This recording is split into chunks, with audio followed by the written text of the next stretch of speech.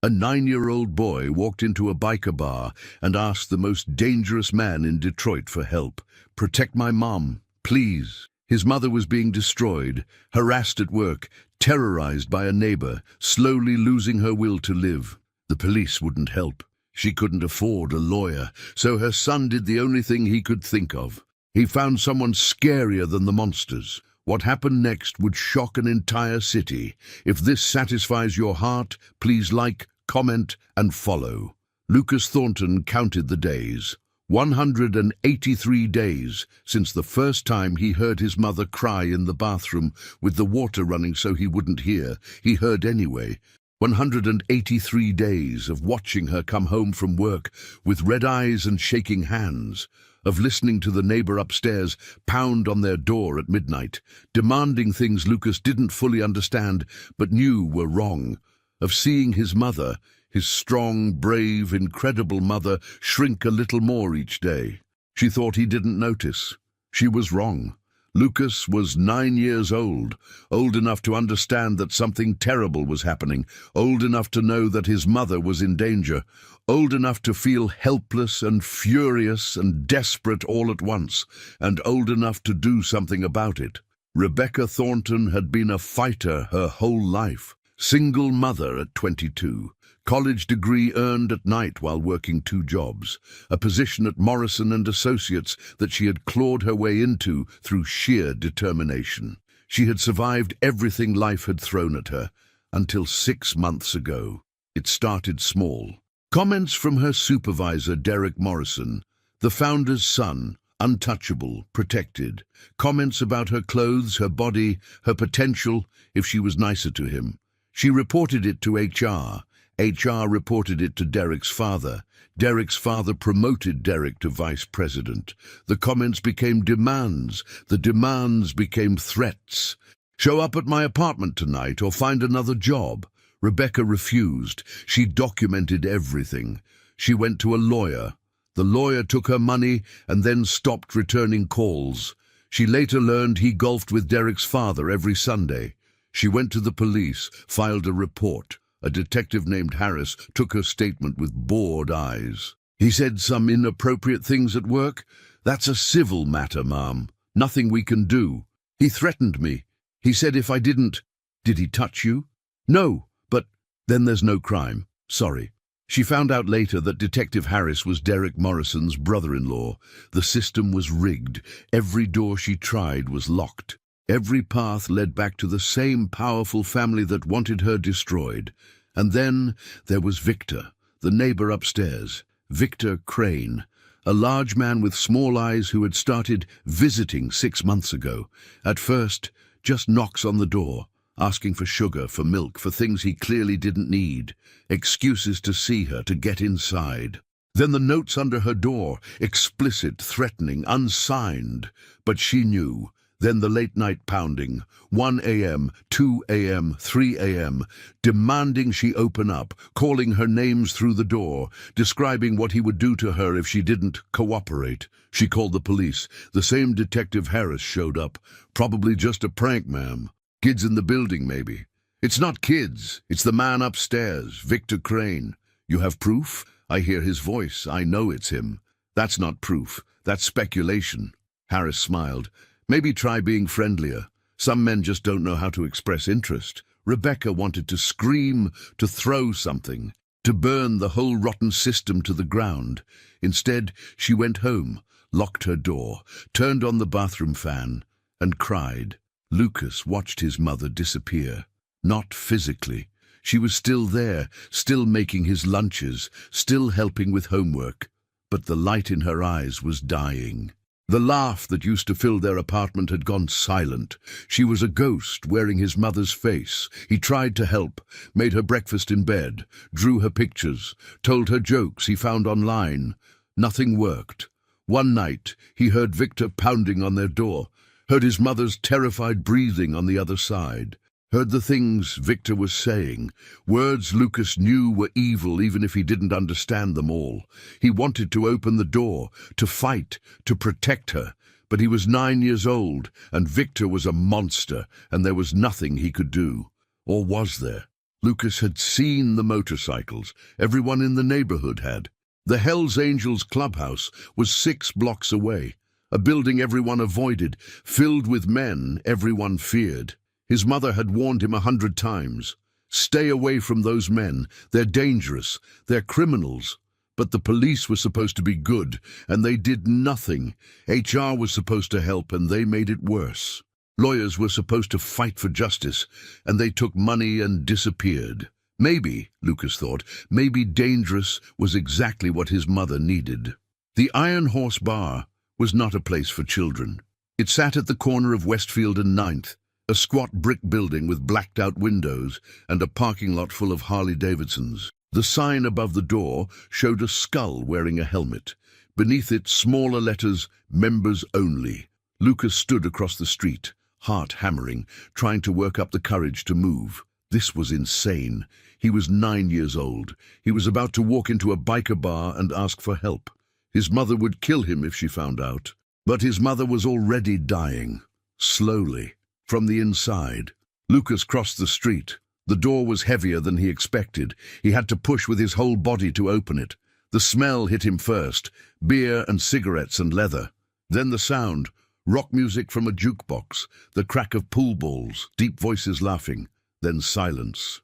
Every head in the room turned toward him. Lucas had never seen so many terrifying men in one place.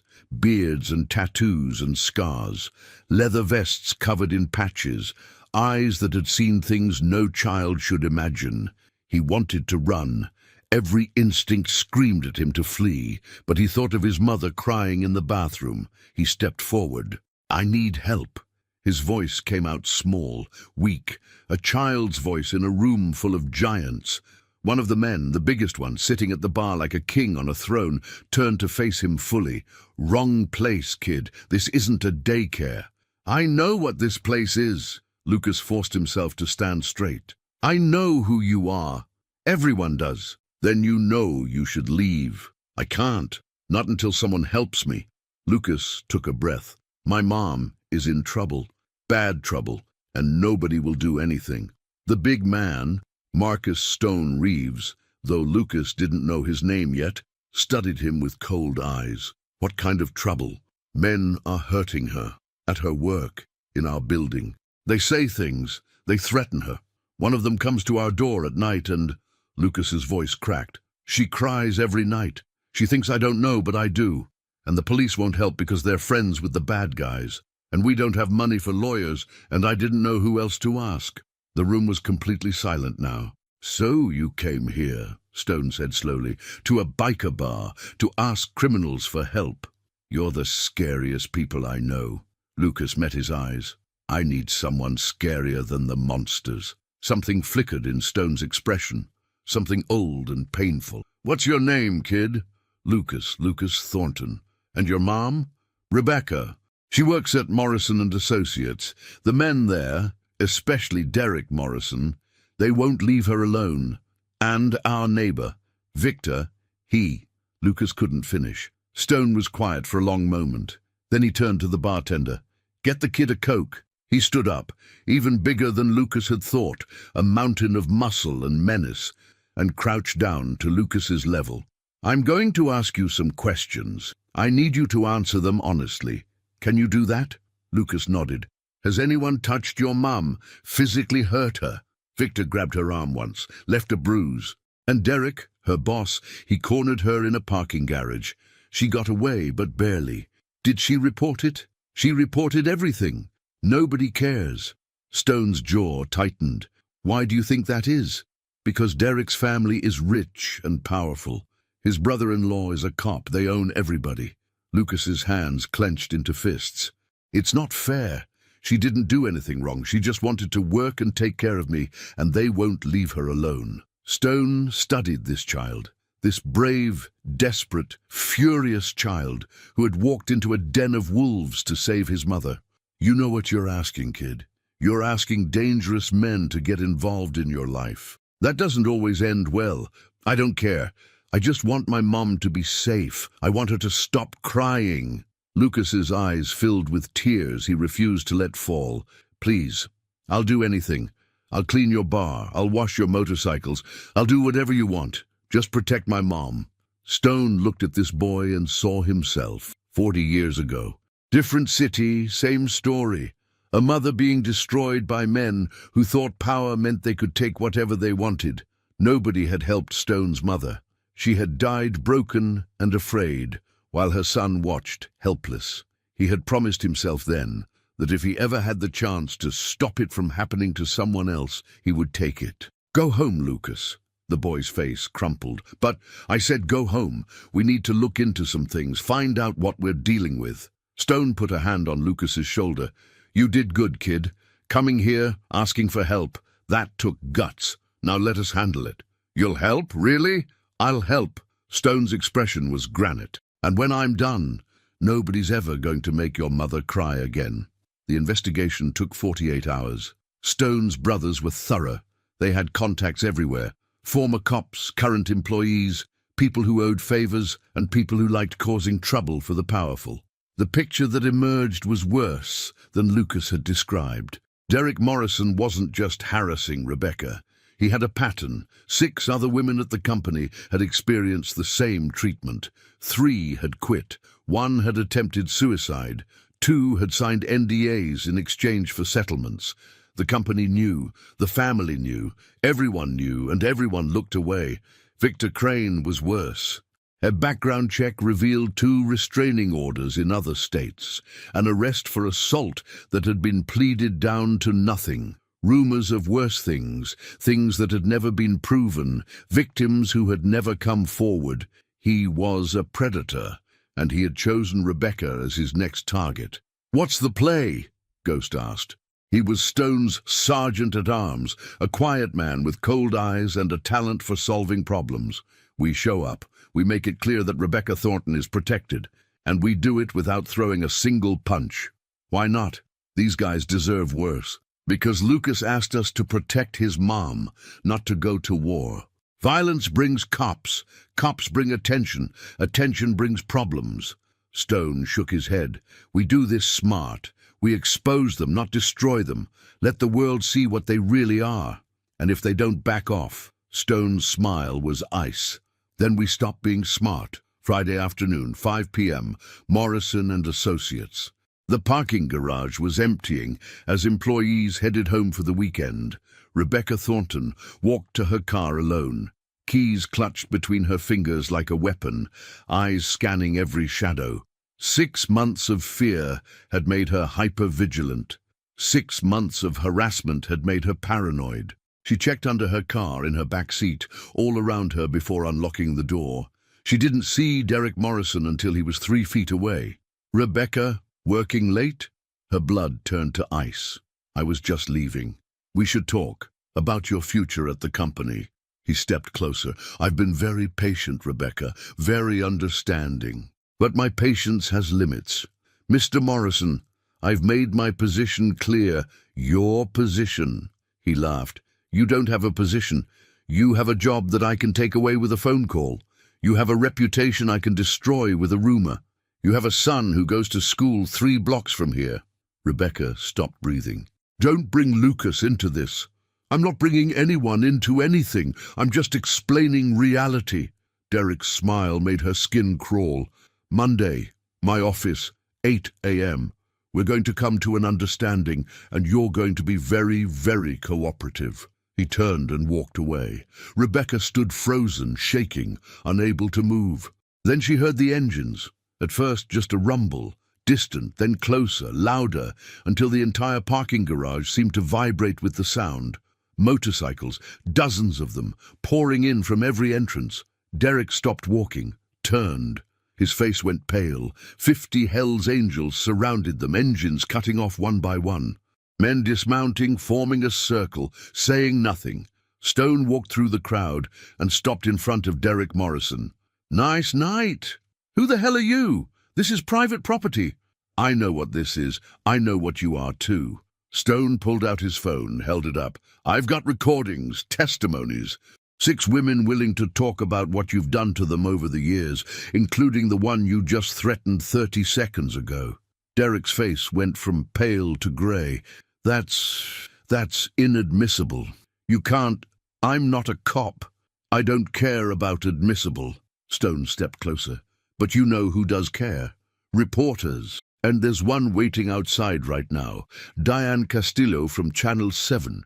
She's very interested in the story of a VP who harasses his employees while his family covers it up. You're bluffing. Try me. Stone smiled. Or you can do the smart thing. Walk away right now. Resign from the company tomorrow. Disappear from Rebecca Thornton's life forever. You can't make me. I'm not making you do anything. I'm giving you a choice. Door number 1, you walk away, and this story stays quiet. Door number 2, you don't, and by Monday morning, every news outlet in Detroit knows your name and your crimes. Derek looked around at the 50 men surrounding him, at the phones recording, at the woman he had tormented for 6 months, standing tall now, no longer afraid. This isn't over, he hissed. Yes, it is. Stone leaned in close. And if you ever come near Rebecca or her son again, the next conversation we have won't be this friendly. Derek Morrison got in his car and drove away. He resigned the next morning. Victor Crane was handled differently.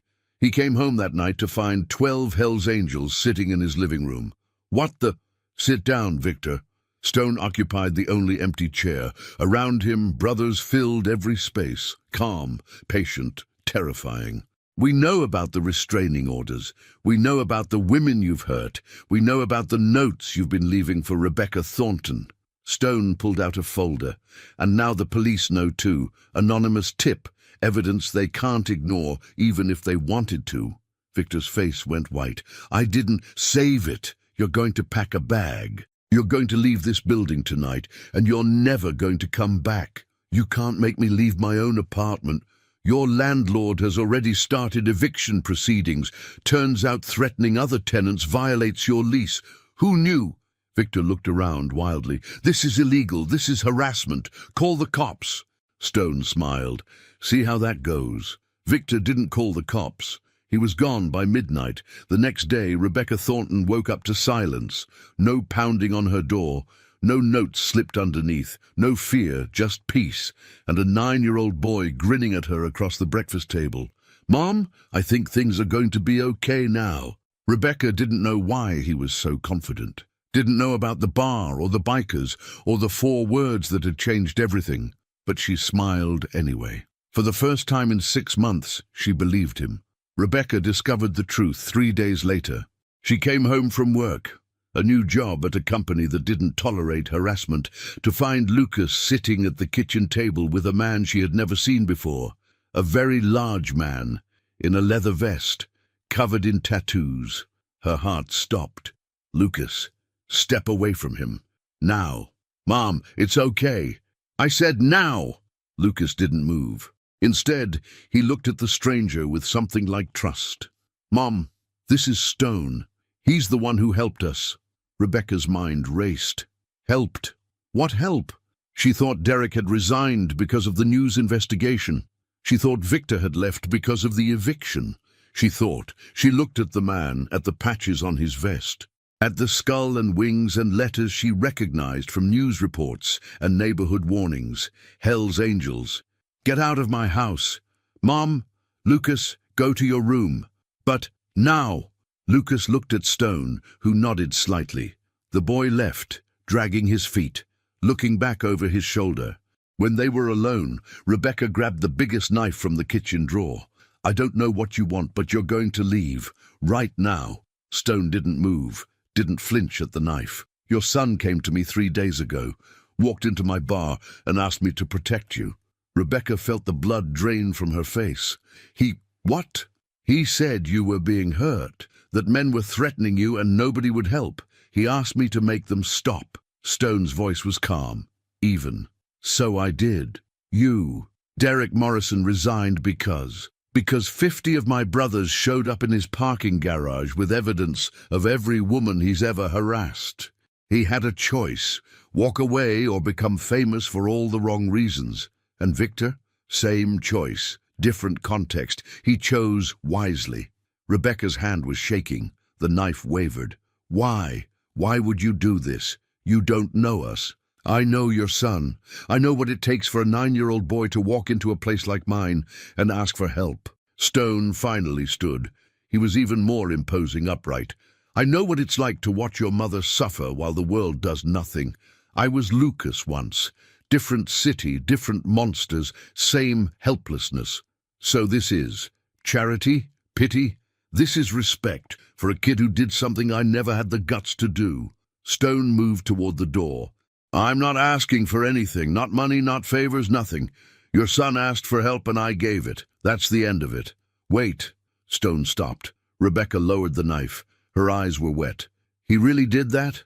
Walked into a biker bar by himself?" "By himself, scared out of his mind but determined. Said he'd do anything, wash motorcycles, clean the bar, if someone would just protect his mom." Stone's voice softened slightly. "You raised a brave kid, Miss Thornton.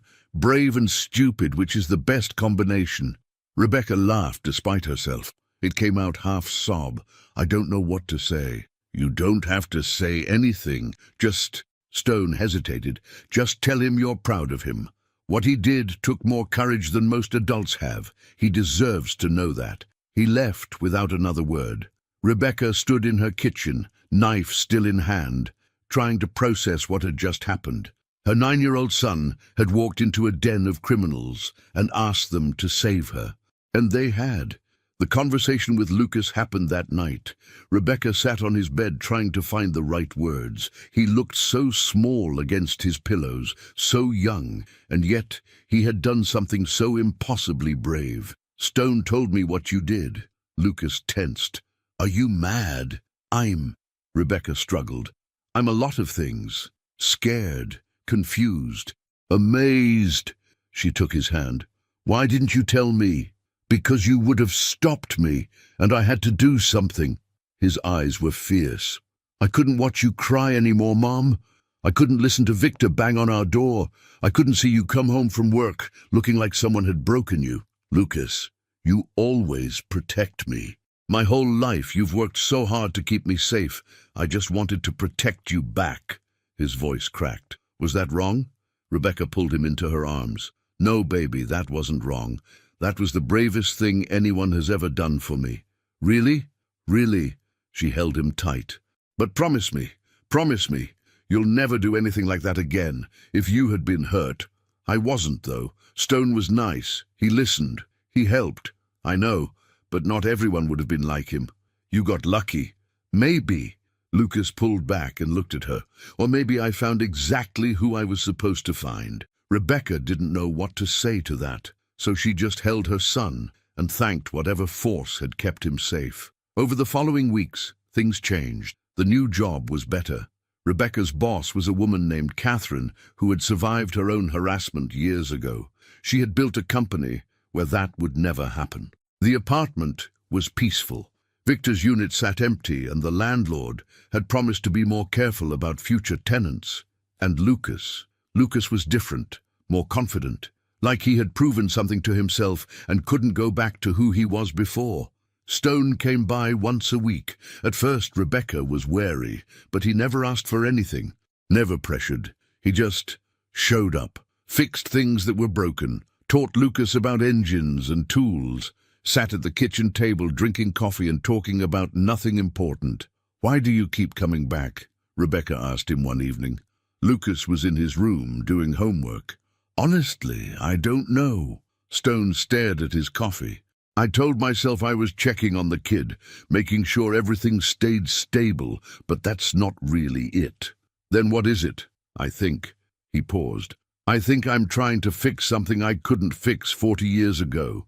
My mother, the way she died, the fact that nobody helped her." "What happened to her?" Stone was quiet for a long time. "My father happened. He was a mean drunk with fists like hammers. Beat her every night.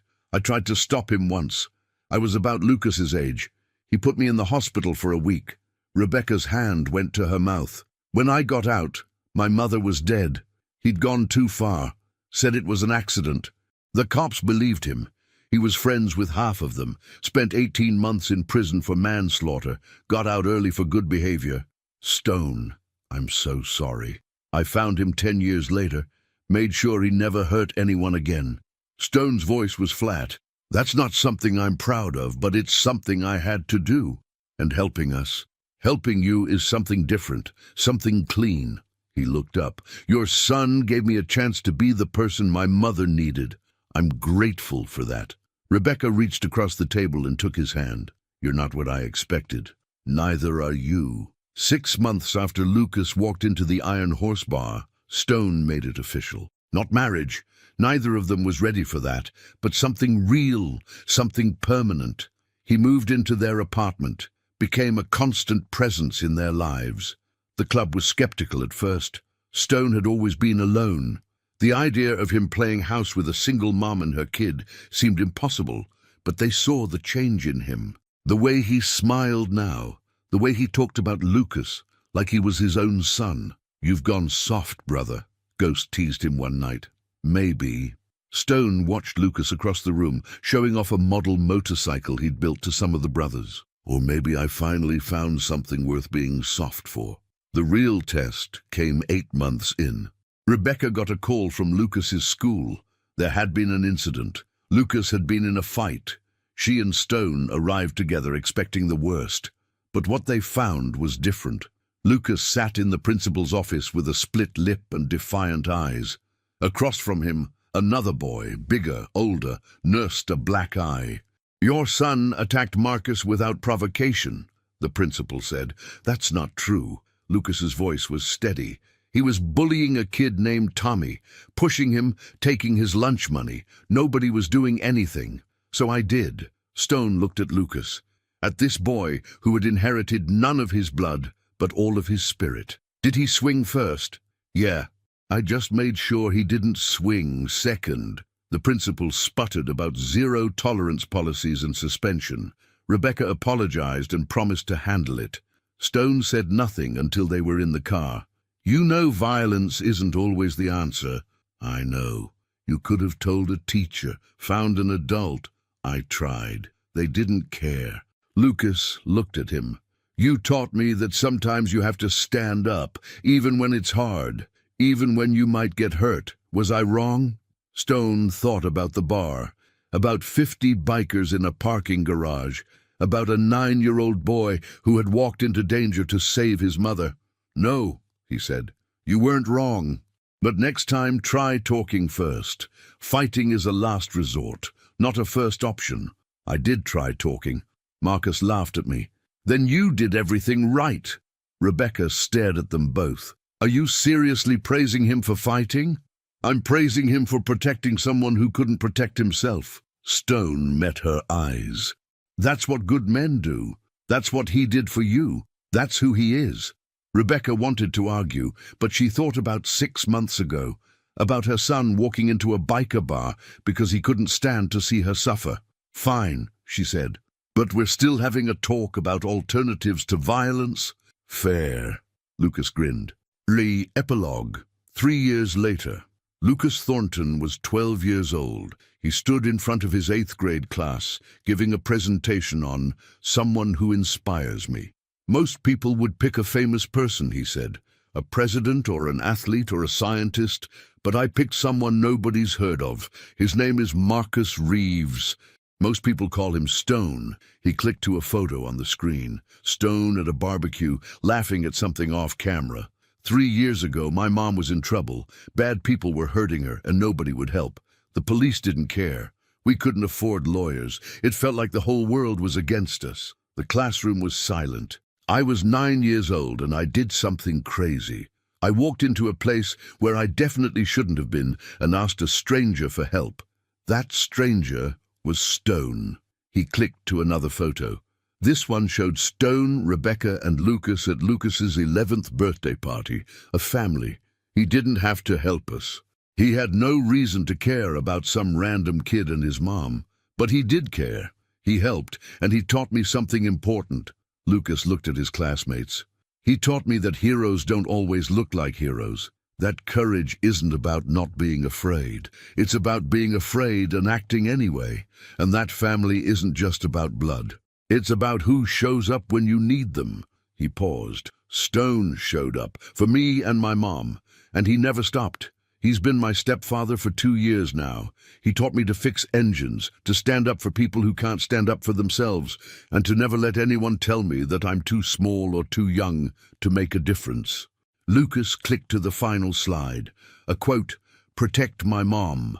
Those were the 4 words I said to him that first day. 4 words that changed my life, he smiled. 4 words that proved that sometimes the scariest people are the ones with the biggest hearts. The class erupted in applause. In the back of the room, having snuck in late, Stone wiped his eyes with the back of his hand. Rebecca leaned against him. "You okay?" "Yeah." His voice was rough. "Just allergies." "Sure." She kissed his cheek. "Allergies." They watched their son accept congratulations from his classmates. This boy who had walked into a biker bar, who had asked for help when no one else would listen, who had brought them all together. 3 years ago, Lucas had asked a stranger to protect his mom. Now that stranger was family, and they were all finally home. The end.